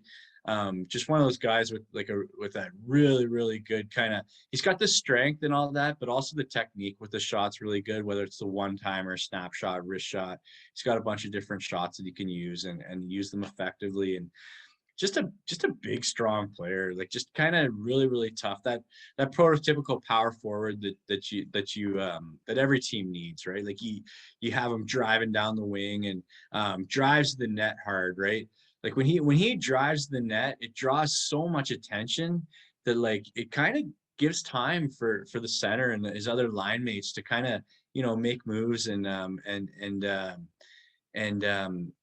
like it opens things up for them because like that draws a lot of attention when he's driving to that net, right? No, absolutely. And when he does that, it fills lanes and it allows it ultimately creates that space as you referenced there for his teammates, and it creates more chances for them, which works so well. Where when he's driving the lane, it forces the defense he draws the defense with him, and it ultimately opens more space 100%. for his teammates, which is massive. And having that intelligence, that IQ to recognize that and to be able to do that on a consistent basis is massive. And then I mean, as we talk about his size and you talk about the style of game, he's got that finishing ability really in tight, which I've noticed is Yeah. really within that sort of 4 to 5 feet of the net front area, within that crease area. He just finds a way to finish, potting pucks. Whether it be like getting it up, that's a massive thing. It's just getting that puck up because it's so tough to beat goalies down Yeah. there. Well, to that point about his finishing ability, he's one of those guys that's got that big long reach, but with his finishing ability, he uses it to his advantage. So like he'll fake a shot and then do a long deke all the way around the goalie's pad, and that reach comes in handy there with the finishing ability, right? No, absolutely, and as we talk about that finishing in tight, he's also got that element of a really strong shot as well, where he can shoot it Yeah. from distance and beat goalies as well with that power and speed on a shot as well. But he's got a really strong game with that forechecking ability, and he's also a player who, with that offensive capabilities he has, with the IQ he plays with, he also really drives it off on the back end as well, really getting back on defense and using his skating and that drive, that work ethic, and that size to get back, lay the body, separate man from puck, as well as put himself in good spots to use his stick, get his stick in lanes, block passes, intercept passes, and really be effective on the defensive end as well, in addition to being such an effective offensive player as well, Ryan. No. Oh man, I cannot wait to watch these guys at the OHL Cup. I don't know, nothing against Lambton. Like I love Lambton. Like they have a lot of players that I like, but like I really kind of want Brantford to be there just because like I want to see Vanacker more. He's a player I haven't seen as much as some of the other players because a lot of these Brantford guys I was able to catch in the summer quite a bit. But Vanacker I've been able to see a couple times this year. He's been so good, and just to see him more will be great at the OHL Cup. I'm expecting them to be there. So yeah, like really love his game. Like he's complete. In the couple of views I've had, he didn't disappoint, and just awesome player, unbelievable. Just overall an awesome player. Awesome getting to talk to him. It's clear he's a great person off the ice as well, which is a massive thing. And just can't thank him enough as well for taking the time to join us on the pod here. Really look forward to watching some more Brantford, hopefully, and wish them nothing but the best on their run on their path to a deep alliance playoff run, and as well as on their goal to clinch an OHL Cup berth, I should say, rather, for lack of better words, as I fumble my words there. But as we wrap up on Vanacker there, buddy. We'll jump into the next interview here with we got to talk to a player who's with a prep school, actually, Blythe Academy, a player from Blythe Academy, Nick DiPaolo. Not many people, I don't think, are as aware of this player, and that you definitely should be. You definitely should get to know this player really well. So here's an interview with Nick DiPaolo from Blythe Academy. So here's our interview with Nick DiPaolo. All right. We're here with Nick DiPaolo, star forward from the Blythe Academy Bruins prep program. Nick, how's it going? Hey, I'm good. How are you guys? Doing great. I mean, it's been awesome watching you play. Like you've had a great season so far at Blythe, and you've been really excelling, like especially with that U16 group, and then jumped up to that U18 squad, and you've done extremely well with them this season. So just in general, how's the year been for you so far at Blythe? The year's going great. Great guys on both teams. Had lots of fun. Great development there. It's been good so far. Yeah. Nice, nice. Yeah, your team's had some success. Like you, like I mean, you guys have had some fun in some recent tournaments. Like for you yourself, you had 11 points at the at a tournament in Montreal recently where you were a finalist. And I know you're going back to Montreal. Like you guys kind of have a different schedule than the typical like U16 loop. So you guys are in tournaments, showcases, various exhibition games and whatnot. But like how much fun have like the tournaments you've been in, like the one recently in Montreal and other tournaments been so far with the team this season? Yeah, the tournaments have been great, especially the last one in Montreal. Had lots of fun. We had a good run, made it to the finals. It was a good time. Boys played well.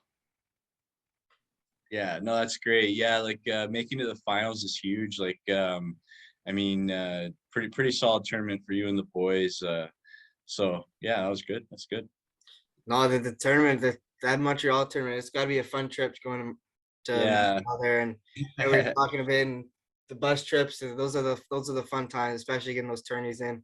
The hockey's a fun part, but also the off ice stuff is always a good time bonding with the boys. So that's probably a highlight as well. I think as well. But then kind of getting into your game here a bit.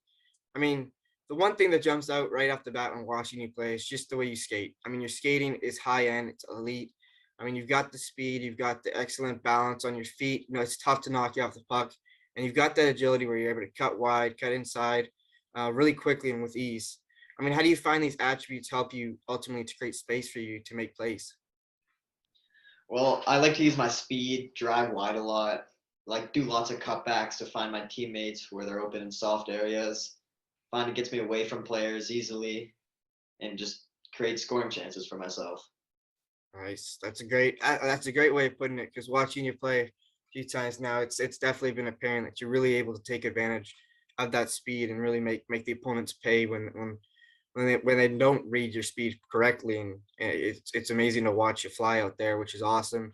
And then I mean, in addition to the speed you have, and I mean, you talked about it there with kind of scoring chances and creating scoring chances for yourself and your teammates. Your playmaking skills on the ice are also top notch. You read the ice so well, and you have a high end sort of finesse on your passes with this kind of a soft touch there, which not many guys have.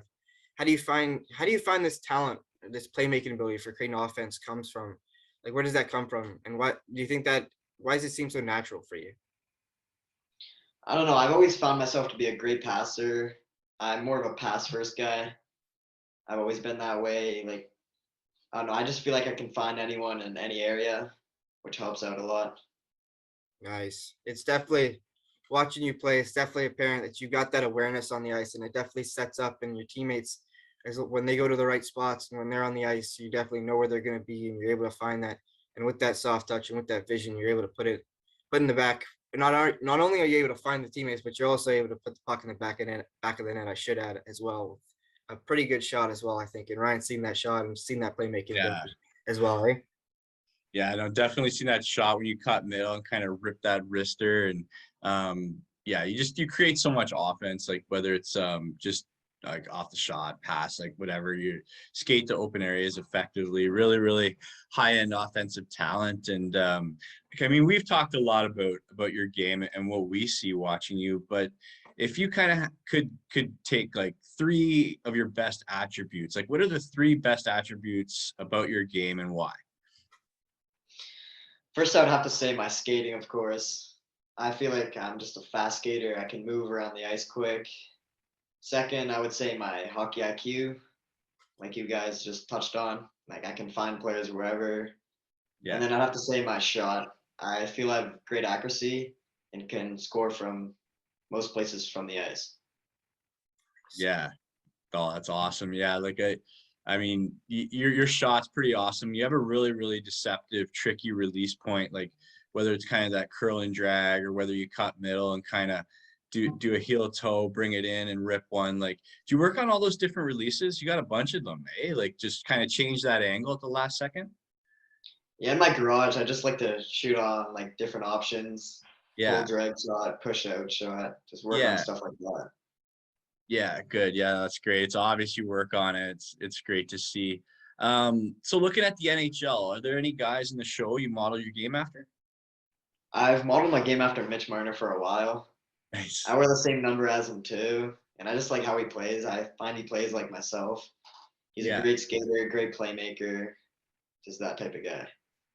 Yeah, no, definitely. Like when I think of Mitch Marner, it's like it's very similar to your game. Like you attack the middle aggressively, and it's not easy to do that. Like it's kind of scary to do that. And Mitch Marner does it really well. You do it really well. Just and then with that skating, just kind of opens up things and just kind of dart in and out of gaps and like make awesome passes and stuff. So I think that's a great comparable for you. And I think Connor would agree, right?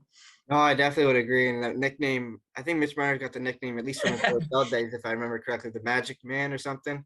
I think that'd be a pretty fitting name for yourself as well, because you think you hit the nail on the head. But there's so many similarities for both, and I would argue as well that he's got a pretty underrated shot and scoring ability that he doesn't use as much. And I think that same can be applied to you, where I think a lot of people would, if they watch you, they'd expect that kind of your playmaking. But you can really surprise. I think a lot of people would be surprised when they watch you just to see you rip that shot top corner and take the opposition by surprise there, which is incredible to see and awesome in that regard. But kind of transitioning a bit away from hockey here, getting to know you a bit off the ice. A couple fun questions for you. First off, if you could travel anywhere in the world for a dream vacation, what destination would you choose? That's tough. Well, I'm a big beach guy. I love going to beaches. I love the warm weather. I've always wanted to go to Bora Bora. Oh, It's just such a cool place to be. So I'd say that's my answer, Bora Bora. nice. I think with the weather we get up in Canada here, especially around this time of year still. I thought we were done with the snow, but now snow hit us back. What was it? I think Saturday or Sunday. So I think the beach is a pretty good pick for anything. And then Bora Bora, just you can't go wrong with that for a travel destination as well, I'd say. So that's a pretty good pick there. And then another question, last one for you here, but a fun one. If Hollywood were to make a movie about you and you were to be the star, like it was about to be about you, who would you want to play you as the lead role? Who would you want to act as you? I think I worded that right. I would have to say Ryan Reynolds. Like, just seems like such a great guy. He's hilarious, and I think that'd be a fun movie to watch. Oh, that's a great pick, Ryan Reynolds. Just do you have a favorite Ryan Reynolds movie you've seen at all recently, or? No, I don't. I just like all of the movies that he plays in. Oh, because he's just, I mean, that's a perfect. Whenever someone asks me like something like that, I'm in the same. I always say Ryan Reynolds too, because he's just the charisma he has and the funny, like the comedy he brings. I don't know how he does it, but he's just like he could say the most simple thing and it'd be hilarious just because of Oh, I know. Yeah. just the way he talks. Could you imagine going out for lunch with a guy like that? Like, you probably just, I bet, I'd imagine in real life he's just as funny. Like, he's just, I don't know, but you wonder sometimes, like, but yeah, really interesting guy. Like, he could play me too, but I don't know. He might have to fix the hair like into kind of like the bald thing. He's got a lot better hair than me, so. No, don't shoot yourself in the foot there. You're good. No, Ryan Reynolds would be a great pick. But anyways, we've taken up a lot of your time here, Nick, and we know it's a busy time of year with hockey going on, kind of the hockey season coming to an end here. So just best of luck with the couple Montreal tourneys you got coming up as well, and the rest of the season with Blythe, and best of luck at the OHL draft. We really appreciate you taking the time to come on the pod. Thanks for coming on. Yeah, thank you so much. Thank you for having me on. All right, and we're back from our interview with Nick DiPaolo, Blythe Academy Bruins prep program. Just unbelievable player, unbelievable interview. Nick's just been killing it this year. Like U16 stats were through the roof, so they moved him up to the U18 team, and he's still killing it. Like, went out to Montreal, like we mentioned in the interview, and lit it up out there. Even Q teams kind of after him, and he's an OHL eligible guy, so he's just like, I don't know, making a name for himself in that prep circuit there, and really good player. Like, the thing about Nick is he's just so fast, like speedy, like crazy fast, and unbelievable skater. Like, In terms of pure skating, it doesn't get too much better in the draft in terms of speed and able to generate it quickly and able to skate efficiently and dart in and out of gaps and that kind of stuff. Like really, really quick, unbelievable skater. Just like really, really fast. Like the quickness is unbelievable, right? Oh, well, that's the name of the game with him, I think. That's right off the bat with him. That's his MO. That's got to be the way he plays. With just the quickness he plays, the speed. He's got the straight line speed, but he's also got the quickness in terms of being agile, able to make quick movements, cut middle, or drive wide. He's got that aspect. The one thing also that he's added that he's got into his game, I think, as well, is although he's got that speed, he's not go, go, go. He's not necessarily just gonna go in a hurry all the time. He's controlled with his speed. He knows when he's coming in. He's able to use those kind of what's lateral kind of crossovers, those straight line crossovers to really kind of buy himself a bit more time, move into space, read the play, read what's happening on ice, and maneuver himself in open space, slicing through traffic. And once he's in the zone, he's able to use his edges to really kind of buy himself time, slow up, change his pace, which is a massive thing for him. Is a lot of those guys with speed. So a lot of guys with speed tend to just want to want to go straight and go straight to the net. He's got that. He can go straight to the net, but he can also buy himself time. He'll go wide of the net or also pull up a bit.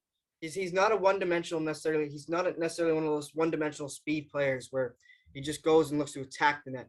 He'll attack the net, but also look to buy more time if that option isn't necessarily the best option, which I think is a massive thing that just highlights not only his speed and his skating, but also just highlights his hockey IQ and his ability to recognize the various situational aspects of the game. Yeah, no, he does make great reads. Like I noticed on his 2-on-1s, he's really, really good at kind of deciphering whether to shoot or pass. So like he's coming in on a 2-on-1. If the D kind of takes the pass away, he'll kind of rip in and cut middle a little bit, take what space is available, and then rip a shot. He's got some different shots. He's got like kind of he's got the toe drag kind of release. Then he's kind of got the inside outside heel to toe release, just the straight on one as well, kind of the Joe Sakic release. He's got a lot of different shots, snapshot, wrist shot, that are really effective, and he scores a lot of goals. Like really kind of good like passer as well, makes great passes, great feeds. So if that D on that 2-on-1 comes over to him, he'll kind of feather in a nice pass, and just really good decision making with his passing and shooting in different situations. Like doesn't really make you question like what he's doing in regards to all that at all. And just so highly skilled, like great hands, really, really skilled player. Like even on draws, like wins a lot of face-offs, like gets a stick in there, kind of wins those draws, like great hand-eye coordination. Seen him like, I don't know, different things where he's like, a pass will come in midair and he'll bat it out of midair to like right on the tape to a guy. It's just crazy. Like tipping pucks, getting tip-in goals, like just really, really good hand-eye coordination. And just with like his overall speed combination, his speed combined with his skill, it'll serve him really well. Like I think he's got those two things kind of in spades, like really, really high end those ways. Oh, absolutely. As you've highlighted so much of his offensive abilities there and why he's so dangerous offensively. I'll also throw in, as we emphasize his skating, he's able to use that effectively defensively. Really, really not be one of those just go offensive and then lay back defensively. No, when he goes offensively, as the play turns back, he's the first one on his horse, dashing back on the back check, really getting after it and really trying to get on that puck carrier, get on kind of the trailer or the extra man, use his stick to his advantage, block a pass, or use a quick stick lift to really take the puck away.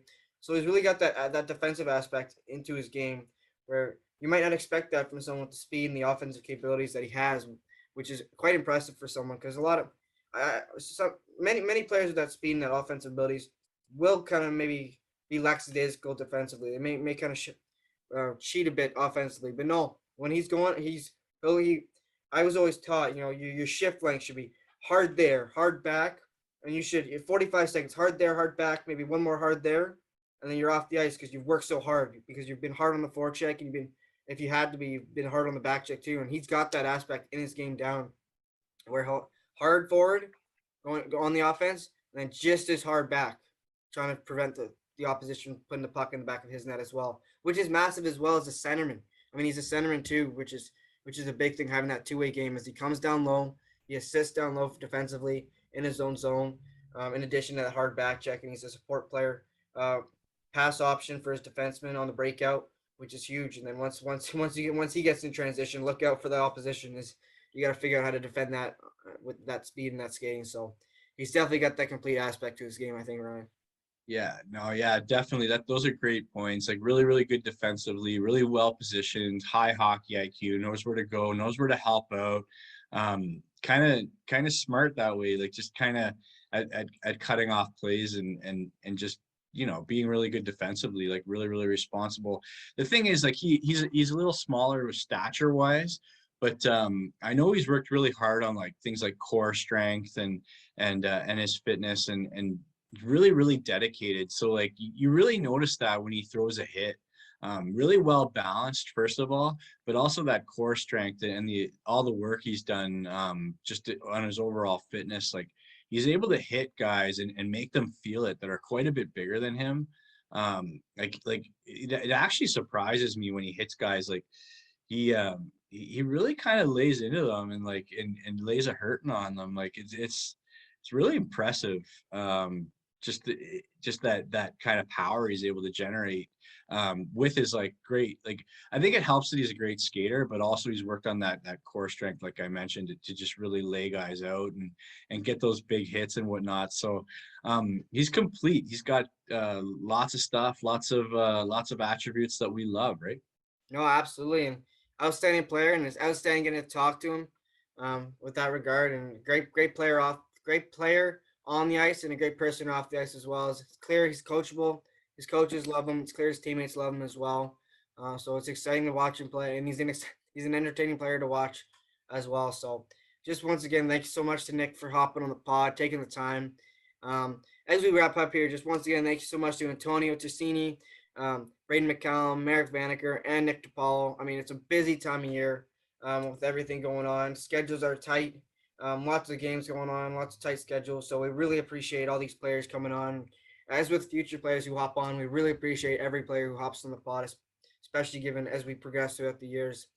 I mean, the GTHL's got a tight schedule coming up. OMHA's got a tight schedule, so it's tons of hockey to be played. So we really appreciate all the players for taking the time to come on the pod and taking the time out of their busy schedule. So once again, just thanks so much to those guys for hopping on the pod here. And as we wrap up, just be sure to follow us on our social media there. You can follow us on Twitter and Instagram at the U16 Pod. You can follow myself on Twitter and Instagram at cwilliams_384. You can follow Ryan on Twitter and Instagram at Ryan P. MacArthur. If you want to send us an email, feel free to email us the U16pod at gmail.com. If you're watching on YouTube, don't forget to hit that like and subscribe button down below there. And if you're listening on whatever podcast platform you listen on, Spotify, Apple, Google, whatever podcast platform you listen to, don't forget to hit that download and like button as well and give us a nice rating on whatever podcast platform you listen on there. But until next time, thanks for listening, and we'll see you next time on the U16 Pod. Yeah, take care, everybody.